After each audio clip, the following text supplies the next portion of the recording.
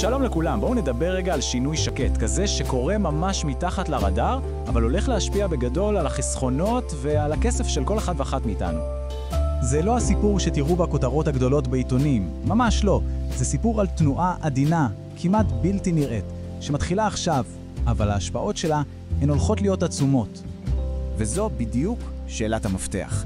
כי מי שיפספס את התנועה הזאת, עלול לגלות יום אחד שהכסף שלו פשוט נשחק, שהתשואות נעלמו, בלי שהוא בכלל הרגיש שמשהו קורה.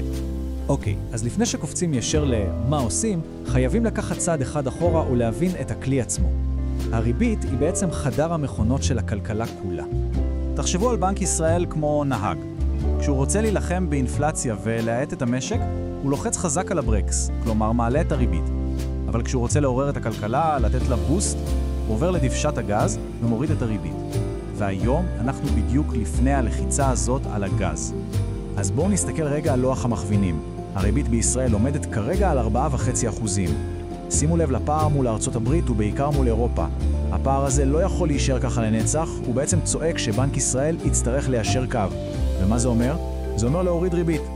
זה לא איזה סוד מדינה, ממש לא. כל האנליסטים, כל השוק כבר מתמחרים את זה, כולם מבינים שהורדות הריבית בדרך. השאלה היא כבר מזמן לא האם זה יקרה, אלא רק מתי בדיוק זה יתחיל. יפה, אז אחרי שהבנו את התמונה הגדולה, בואו נצלול לחלק שבאמת מעניין את כולנו. איך כל הסיפור הזה הולך להשפיע ישירות על החיסכון ועל ההשקעות שלנו? נתחיל מהאופציה הכי מוכרת ובטוחה, פיקדון בבנק. בסביבה כזאת של ריבית יורדת, יש לו יתרון אחד, אבל הוא יתרון ענק. היכולת לקבע, לנעול, את הריבית הגבוהה של היום לתקופה קדימה. אבל, ויש פה אבל, צריך להבין את הפשרה. התשואה היא לא בשמיים, והנקודה הכי קריטית שהרבה מפספסים היא המיסוי. המס נקבע על כל הרווח הנומינלי. מה זה אומר?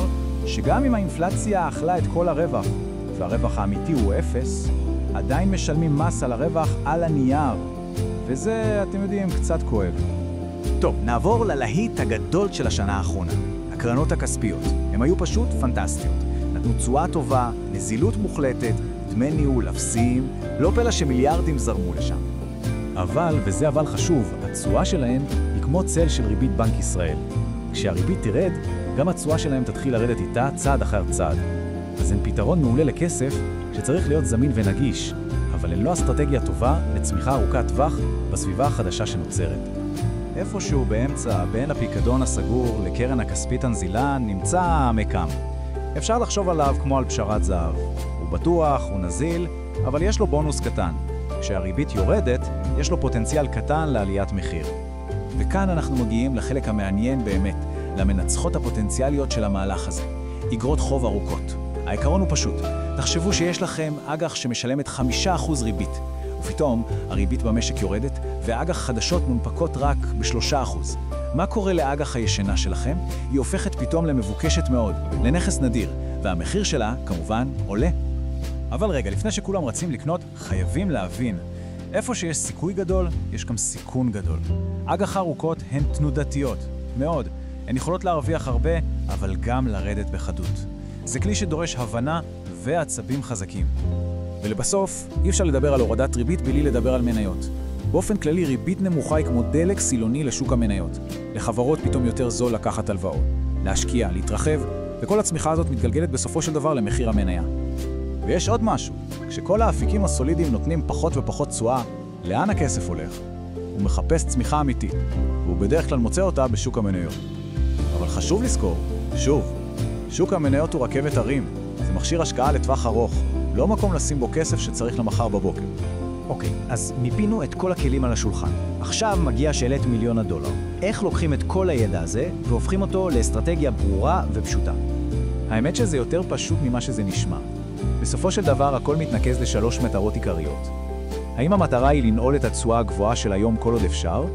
האם המטרה היא לשמור על הכסף זמין ונגיש? או שאולי המטרה היא לייצר צמיחה אמיתית לאורך זמן? וזה החלק הכי חשוב, להתאים את הכלי הנכון למטרה הנכונה. מי שרוצה לנעול תשואה, זה בדיוק הזמן לבדוק פיקדונות. מי שצריך נזילות לטווח קצר, קרן כספית היא פתרון מצוין, אבל עם ההבנה שהתשואה תירד.